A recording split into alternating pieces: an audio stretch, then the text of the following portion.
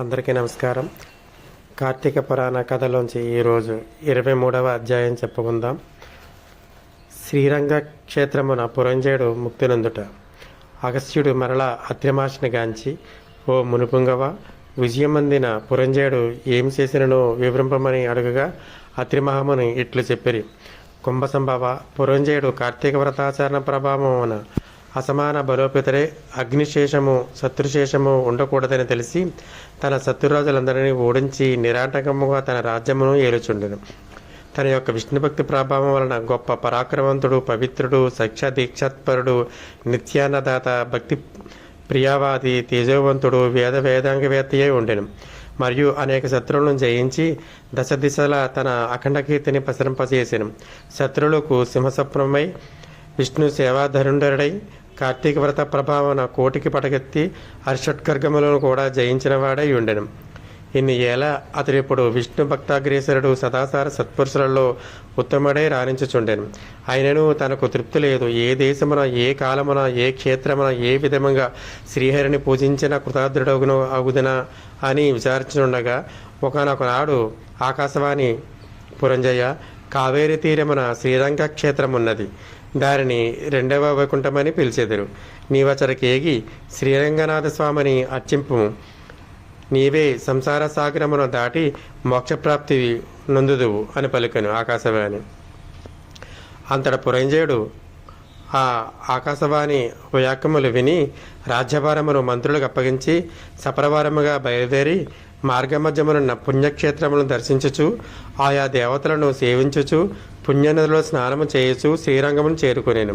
అక్కడ కావేరీ అనేది 2 పాయిలై ప్రవహించుచుండగా మధ్యనున్న శ్రీరంగనాథాలయము శేషశయ్యపై పవలించుచు ఉన్న శ్రీరంగనాథుని గాంచి పరవశించి చేతులు జోడించి ఈ విధంగా ప్రార్థించెను.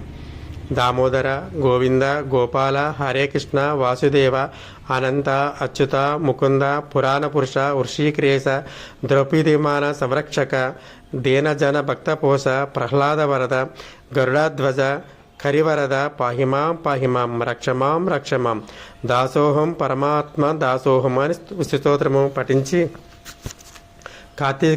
కార్తీక మాసమంతయు శ్రీరంగమునందే గడిపి తదుపరి సపరివారముగా అయోధ్యకు బయలుదేరాను. పురంజయుడు శ్రీరంగనాథ స్వామి సమక్షమున కార్తీక మాసములో చేసిన వ్రతముల మహిమ వలన అతని రాజ్యమందరి జనులందరూ సిరి సంపదలతో, పాడి పంటలతో, ధనధాన్యాలతో, ఆయురాగ్రముతో నుండేది. అయోధ్యనగరము దృఢతర ప్రాకారములు కలిగి, తోరణ యంత్రధోరణము కలిగి, మనోహర గృహ గోపాదురాలతో చతురంగ సైన్య సంయుతమే ప్రకాశించుండెను. అయోధ్యనగరమందుల వీరులు యుద్ధ నేర్పులై, రాజనీతి గలవారై, వైరిగర్భ నిర్భేదుకులై, నిరంతరము విజయశీలురై అప్రమత్తరై ఉండేరు. ఆ నగరమందలి అంగనామనులు, హంస గజగామినులు పద్మపత్రాయత లోచనలై విపుల సోనిత్వము, విశాల కటిత్వము, సూక్ష్మ మధ్యత్వము, సింహ కుచ పీనత్వము కలిగి రూపవతులనియు, శీలవతులనియు, గుణవతులనియు ఖ్యాతి కలిగి ఉండేది. ఆ నగరమందలి విలయాండ్రు నృత్యగీత సంగీతాది కళా విశారదలై, పౌరులై, వయోగుణ రూపలావణ్య సంపన్నులై, సదా మోహన హాసలాంకృత ముఖశోభితులై ఉండేది. ఆ పట్టణ కులాంగనలు పతిశుశ్రూష పరాణలై, సద్గుణాలంకార భూచితలై, సిద్విలాస ఉల్లాస పులకాంకిత శరీరాలై ఉండేది. పురంజయుడు శ్రీరంగ క్షేత్రమున కార్తీక మాస వ్రతమాచరించి సతీమి సమయుతుడై ఇంటికి సుఖముగా చేరిను.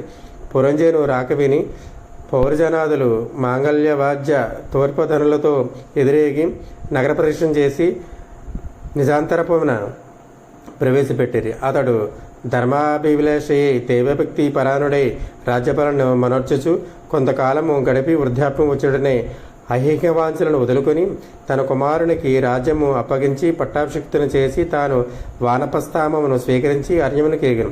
అతడు ఆ వానప్రస్థావనందు కూడా ఏటేటా విధి విధానముగా కార్తీక వ్రతం ఆచరించచ్చు క్రమక్రమముగా శరీర ముడుగుడిచే మరణించి వైకుంఠముకు పోయిండు. కావున ఓ యుగిస్య, కార్తీక వ్రతము అత్యంత ఫలప్రదమైనది, మహత్యము కలది.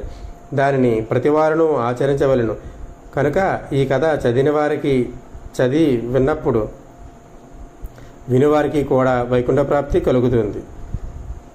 23 అధ్యాయం సమాప్తం. ఓం నమః శివాయ.